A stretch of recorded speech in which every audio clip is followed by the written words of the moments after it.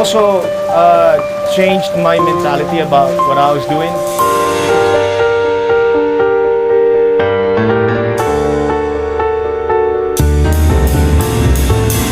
Matapos nang lumabas ang resulta ng DNA test na isinigawa kamakailan kina Piolo Pascual at Johan ay tila nagkaroon na ng linaw di umano na ayon sa haka-haka ay ang aktor na si Piolo Pascual talaga ang tunay na ama ng adopted ni Judy Ann Santos.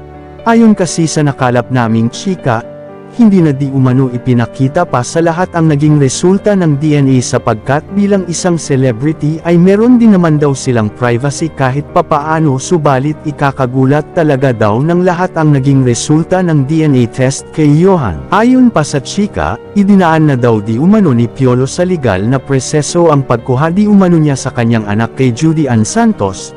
Hanggang sa ngayon nga ay hindi pa nga nalilinawan ang lahat kung bakit lumalabas ang mga isyong ito.